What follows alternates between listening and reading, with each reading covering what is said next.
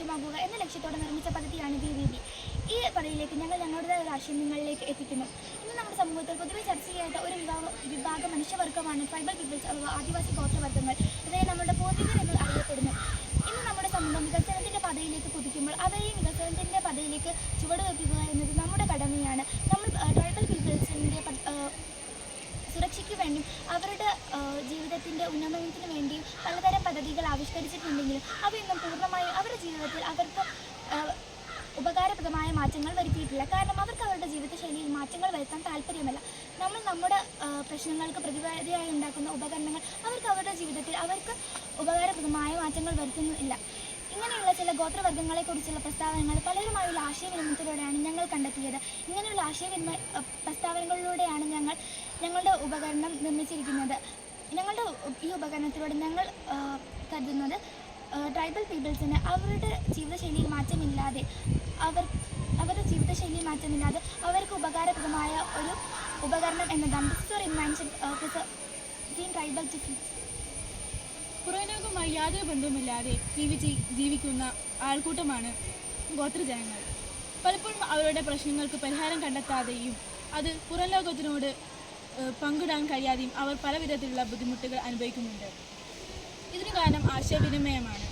അവരുടെ ഭാഷ നമുക്ക് മനസ്സിലാവാത്തതും നമ്മുടെ ഭാഷ അവർക്ക് മനസ്സിലാവാത്തത് കൊണ്ടും അവരുടെ പ്രശ്നങ്ങൾ നമുക്ക് മനസ്സിലാകുന്നില്ല. അതുകൊണ്ട് തന്നെ പരിമിതികളുള്ള രോഗങ്ങളുടെ മരുന്നുകൾ നമ്മുടെ കയ്യിലുണ്ടെങ്കിലും അവരിലേക്ക് എത്തിച്ചു കൊടുക്കാൻ നമുക്ക് കഴിയുന്നില്ല. എന്ന് മാത്രമല്ല, കാലാവസ്ഥാ വ്യതിയാനം മൂലം അവരുടെ ഭക്ഷ്യവിളകൾ എവിടെയാണ് വിളഞ്ഞിരിക്കുന്നതെന്നും അവർക്ക് കണ്ടെത്താൻ ബുദ്ധിമുട്ടുന്നുണ്ട്. ഇതാണ് ഞങ്ങളുടെ PTFൻ്റെ ഒരു ഫിഗർ. ഇതിൽ സോളാർ പാനൽ ഞങ്ങൾ ഉപയോഗിക്കാൻ കാരണം സോളാർ പാനലുകൾ അവർക്ക് അവരുടെ വാസസ്ഥലത്ത് കിട്ടുന്ന ഒരു ഊർജ്ജമായതുകൊണ്ടാണ്. ഇതിൽ സ്പീക്കർ ഞങ്ങൾ കൊടുക്കാൻ കാരണം അവർ കണ്ടുപിടിക്കുന്ന ഭക്ഷ്യവസ്തു ഏത് വിഭാഗത്തിൽപ്പെട്ടതാണെന്നും നമ്മുടെ ഭാഷയിൽ സംസാരിക്കുന്ന കാര്യങ്ങൾ അവരുടെ ഭാഷയിലേക്ക് എത്തിക്കാൻ വേണ്ടിയും കൂടിയാണ്. ഇതിൽ സെൻസർ ബട്ടണിലൂടെ ഞങ്ങൾ ഈ സെൻസർ ഓൺ ആക്കാനും ഓഫ് ആക്കാനുമാണ് ഉപയോഗിക്കുന്നത്. ബട്ടണിലൂടെ നമ്മുടെ ഭാഷയിൽ നമുക്ക് അവരോട് സംസാരിക്കാനും അത് അവർക്ക് അവരുടെ ഭാഷയിൽ എത്തിക്കാനും തിരിച്ച് ഇങ്ങോട്ടേക്കും സാധ്യമാകുന്നു.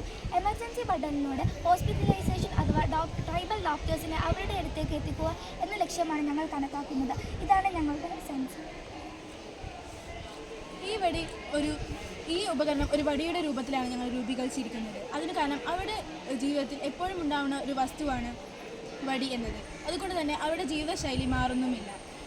ഗോത്രജനങ്ങളുടെ എല്ലാ പ്രശ്നവും നമുക്ക് പരിഹരിക്കാൻ കഴിയുകയില്ലെങ്കിലും പ്രധാനമായ ആരോഗ്യം, ഭക്ഷണം, മാനസിക പ്രശ്നങ്ങൾ എന്നിവയ്ക്ക് ഈ ഒരു ഉപകരണം ഒരു പരിഹാരമാകുമെന്ന് ഞങ്ങൾ കരുതുന്നു. ഗോത്രജനങ്ങളെയും നമ്മളുടെ ഒപ്പം പുതുലോകത്തേക്ക് നമുക്ക് സ്വാഗതം ചെയ്യാം. നന്ദി.